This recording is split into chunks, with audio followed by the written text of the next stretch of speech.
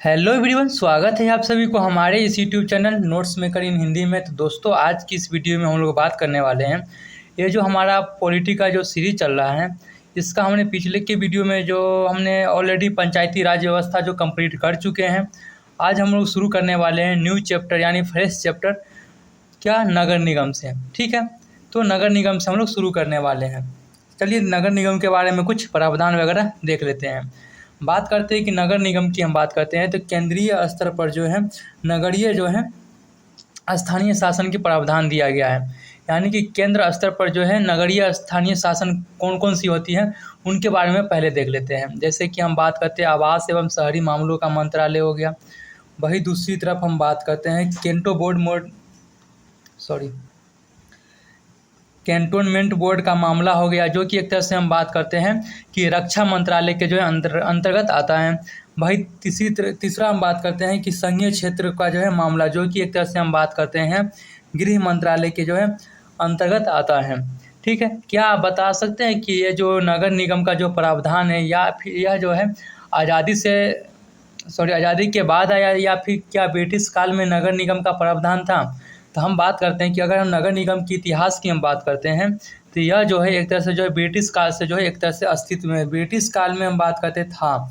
और पहली नगर निगम की हम बात करते हैं तो पहली नगर निगम जो है 1688 में जो है मद्रास में जो है देखने के लिए मिला था। ठीक है, अगर हम बात करते हैं कि नगर निगम की हम बात करते हैं कि प्रावधान के लिए हम बात करते हैं तो कौन सी सरकार के द्वारा लाया गया था और कौन सी अमेंडमेंट के द्वारा जो है लागू हुआ था, उन सभी चीज़ों के बारे में हम देखते हैं।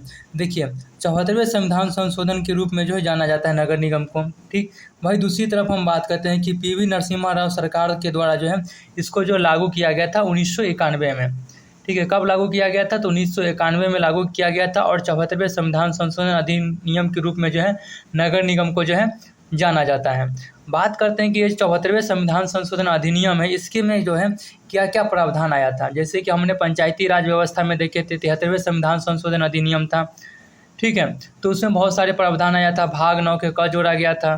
ठीक है, तो इसी तरह से जो इसमें भी कुछ जो है भाग जो है उसमें 9 जोड़ा गया था, इसमें जो है भाग 9 का क जोड़ा गया है। ठीक है, ध्यान दीजिए, मैं भी कंफ्यूज हो रहा था। देख लेते हैं एक बार। नरसिम्हा राव सरकार,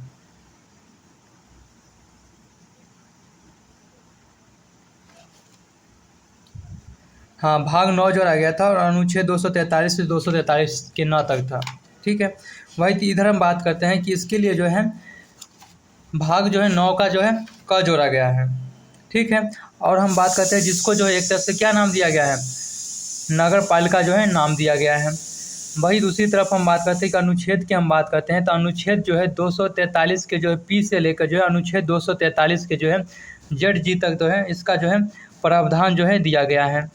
ठीक है, वही हम बात करते हैं कि 12वीं अनुसूची में जो है एक तरह से जो है इसको जोड़ा गया है। उसके लिए जो है नगर निगम के लिए जो 11वीं अनुसूची जोड़ा गया था, इसके लिए जो है 12वीं अनुसूची जो है जोड़ा गया था। एक दूसरे से आप लिंक करके पढ़िए, ऑटोमेटिक याद रहेगा, लंबे समय तक आप रिकॉल कर सकते हैं। ठीक है, वही हम बात करते हैं कि इसमें जो है 12वीं अनुसूची जोड़ा गया, 12वीं अनुसूची जोड़ा गया था और इसमें जो 18 विषय हैं। ठीक है, 18 विषय में हम बात करते हैं कौन कौन से विषय हैं। देखिए, पहला हम बात करते हैं कि नगर योजना हो गया। ठीक, वही दूसरी तरफ हम बात करते हैं उद्योग एवं भवन निर्माण हो गया, आर्थिक एवं विकास योजना हो गया, सड़क एवं पुल हो गए, पानी कनेक्शन, लोक स्वास्थ्य सुरक्षा, कूड़ा करकट इत्यादि वगैरह जो है 18 प्रकार के जो है विषय जो है इसमें जो है शामिल किया गया है। ठीक है, आप देख सकते हैं, थोड़ा आपको अगर लिखना हो तो लिख सकते हैं, हम बोल लेंगे वही बात है जो लिखा हुआ है। इसमें समझने की कोई मतलब उतना नहीं लग रहा है कि हमें इसमें क्लियर करना पड़ेगा, आप लोग इतना कर सकते हैं। अब हम बात करते हैं कि ये जो नगर पालिका होती है, नगर पालिका की हम बात करते हैं वित्तीय स्रोत, ये इम्पोर्टेंट है भाई। कहा रहा है नाइट में ही हो रहा है कि नगर पालिका की हम बात करते हैं कि वित्तीय स्रोत की हम बात करते हैं कि नगर पालिका का जो वित्तीय स्रोत है यानी कि इकोनॉमिक सोर्स है वो कहाँ कहाँ से आ सकता है। तो कर निर्धारण के द्वारा भी आ सकता है। वही दूसरी तरफ हम बात करते हैं कि चुंगी उछाल सकता है, यानी कि चुंगी वगैरह जो है वसूल कर सकता है। यात्री कर के द्वारा भी ले सकता है, शुल्क के द्वारा भी ले सकता है। अगर ज़रूरत पड़ता है तो क्या नगर पालिका को जो है राज्य की संचित या फिर राज्य सरकार से जो है सहायता मिलता है।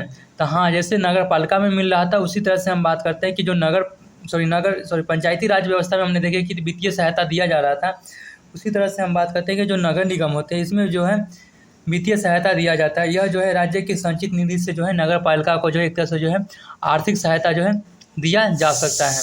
ठीक है भाई, हम बात करते हैं कि राज्य के जो है विधायिका जो है अधिकार देता है। नगर पालिका के जो एक तरह से हम बात करते हैं कि वित्तीय स्रोत ये सारे जो वसूलने का जो अधिकार कौन देता है, तो राज्य के जो विधायिका होते हैं वही इसको जो है एक तरह से अधिकार देते हैं।